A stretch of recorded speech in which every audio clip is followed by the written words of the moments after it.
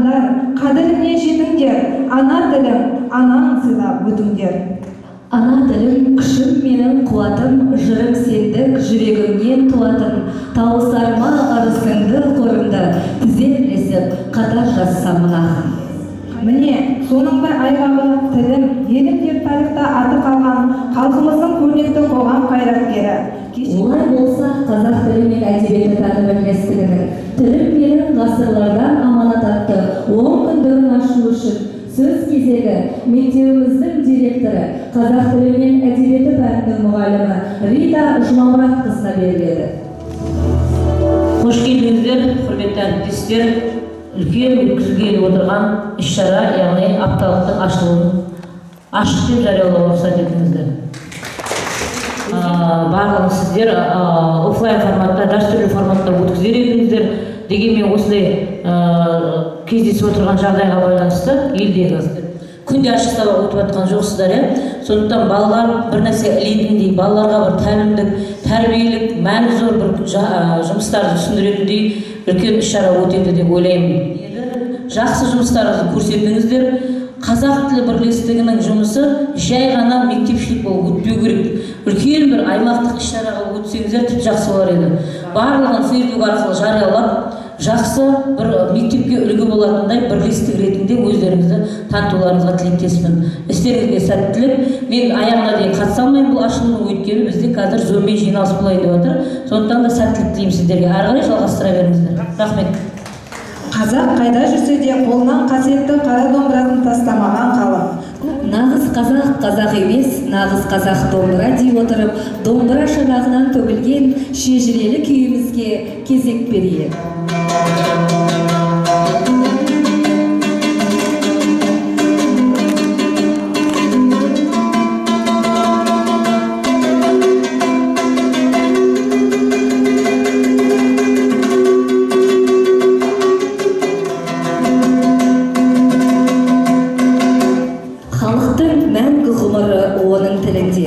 Ана тілімізде таза сөйлеп, бүкіл құнарымен нәрін бойымызға сіңіре білейік. Кезекті тілімізді қастерлеуге арналған жыр шумақтарын оқуға береміз. Қазақ тілі мен әдебиеті пән мұғалімі Мырзымова Арайлым. Қазағым қайда жүрсем біл тілімді, айтады ана тілсіз кім түбімді. Өлеңде топқа түссем өзіңсің ғой, әперген маған орын ашып төрден. Сен барда тереземден еңсем биік, қасында тұрсам дағы қаймақтының. Сен болсаң көш бастаушым келешекте, сыныңнан көзім жазбай мәңгі ерейін. Тәуелсіздік әнімен Садық Розаны ортаға шақырамыз.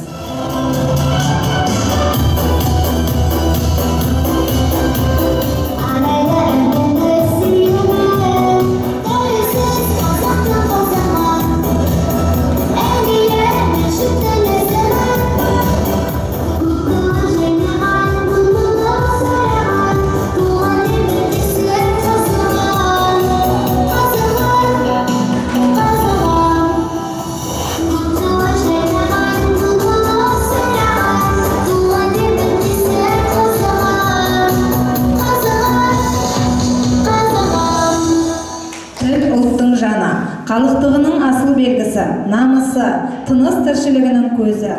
Осымен тілім менің ғасырлардан аманат атты 10 күндігінің ашылуы өз мәресіне жетті. Аспанымыз ашық, заманымыз тыныш, тіл мәртебесі биік болсын ағайын. Қазақ тілінде ана тілінің